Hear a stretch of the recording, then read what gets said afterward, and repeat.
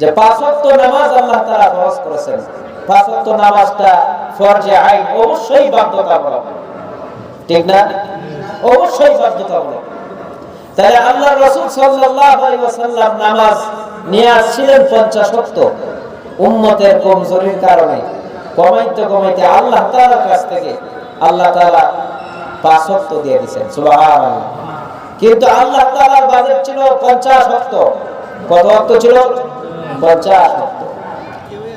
আল্লাহ রাব্বুল আলামিন বলেন, হাবিব আমার, লা মুবাদদিলা লিকালিমাতিল্লাহ, আল্লাহ তাআলার কুদরতি কলমে যা লিপিবদ্ধ করা হয়ে যায়, নির্ধারিত হয়ে যায়, তা কোনোদিন পরিবর্তন হয় না।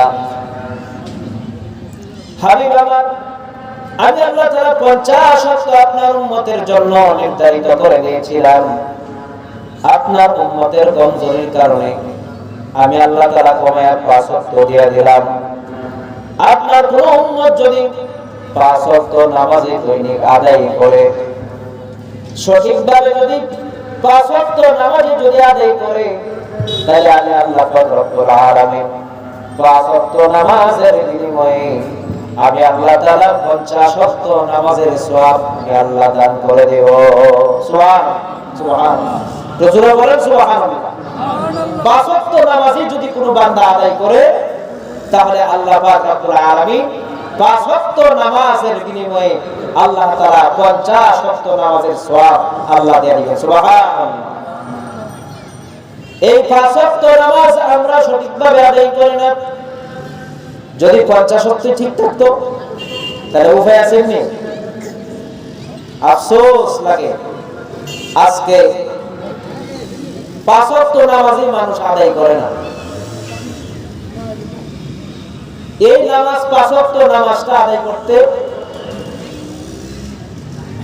5 ওয়াক্ত 10 মিনিট করে সময় নিলে 50 মিনিট সময় লাগে না, সর্বোচ্চ 1 ঘন্টা সময় লাগলো, 1.5 ঘন্টাই লাগলো, 2 ঘন্টা সময় লাগলো।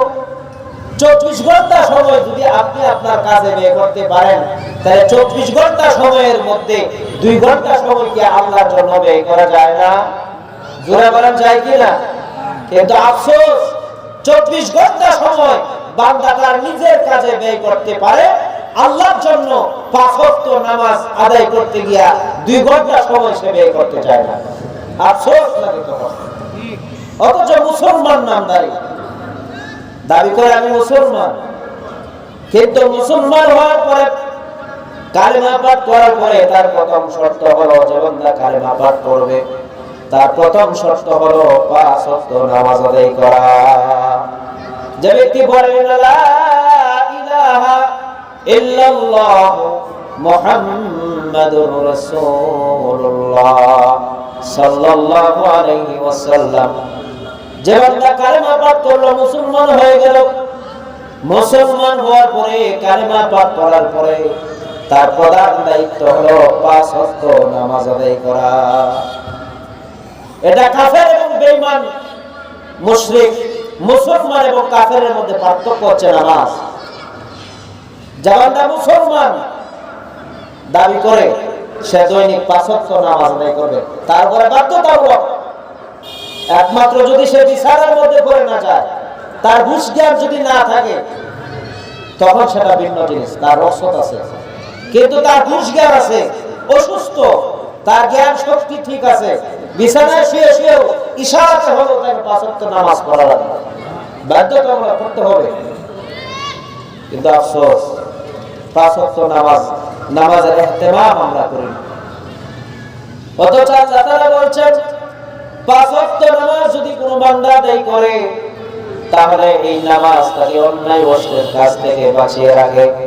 ইন্নাস সালাতা তানহা আনিল ফাহশাই ওয়াল মুনকার, আল্লাহ তাআলা বলেন নিশ্চয়ই নামাজ মানুষকে অন্যায় অশ্লীল ফাহিশা কাজ থেকে তাকে বিরত রাখে। সুবহানাল্লাহ।